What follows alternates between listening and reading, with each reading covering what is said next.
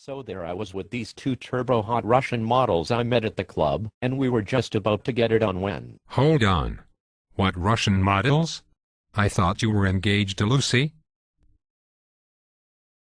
Oh, it didn't work out. You know, she was a bit unstable when I told her I was moving on. Glad now I did not end up with that crazy bitch. But you only got engaged to her last week. Yes, but that was before I met these Russian chicks. Duh. Anyways, Sarah wants to talk to you in her office. She looked really pissed off. She is always pissed off about something. She wants me to nail her, and has been coming on to me since I first came to work here. You want to see me, Sarah? Wow. You look really great today. I bet you have been working out. Steve, you're fired. What? We have CCTV footage of you stealing laptops and you then selling them to some guy on the street. Sarah, is this some kind of sick joke? I did no such thing, and I'm offended that you would make such an accusation. We have you on CCTV. Give it up, Steve. You were caught red-handed. I refuse to take this sickening accusation. That could be anybody on the video. Steve, we have your fingerprints from the laptops, and the guy you sold them to made a statement to the police that it was you who sold them to him. Well,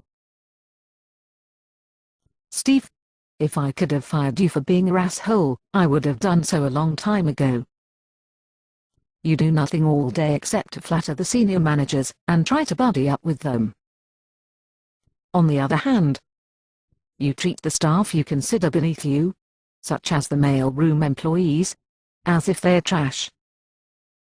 You have been engaged and then suddenly broke it off with 3 female employees in this company in the 2 years you have been working here.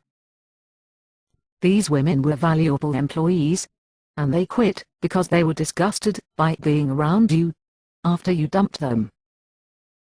You creep out the rest of the female staff by constantly hitting on them.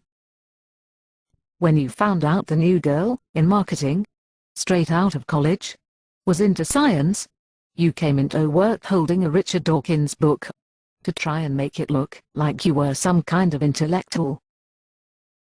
You are just a lowlife, creepy asshole loser, Steve. A waste of space, and I want you out of this building and away from this company. I protest. I stay here until 3 a.m. on many nights, long after the other staff have gone home. Yes, Steve. Snooping around in other employees' desks, looking on their computer files, and watching internet porn. Oh, Sarah, you have to understand. I can pay you back for the laptops. You see, I'm dying of cancer and I needed the money to pay for my medical expenses. Steve here is typical of the millions of psychopaths who come into the workplace every day and cause havoc and destroy the company from within.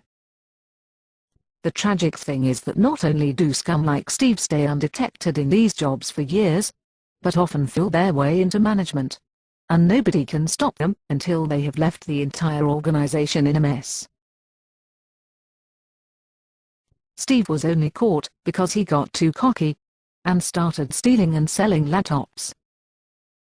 Fortunately, I read the book, Puzzling People, The Labyrinth of the Psychopath, and I was able to become wise to many of the physical and behavioral traits typical to all psychopaths, and was able to recognize that Steve here had them all. Glibness, constant flattery, sycophantic behavior, manipulating employees and goofing off. This is why I started to monitor his every move and caught him stealing the laptops. I finally had the evidence to get rid of him. The sad thing is, because of the enormous ignorance concerning the issue of psychopaths in society as a whole, I bet Steve will be in another job in no time with a fake resume and reference. Sarah, There is one more thing I need to say to you before I leave. What, Stephen? Make it quick. Sarah, I'm madly in love with you. You are my beloved, and I want you to leave your husband and marry me. Psychopaths. They are also predictable. When you know the traits to look for. Get wise to them before they come into your life, company, or end up running your country. You speak when I tell you to speak.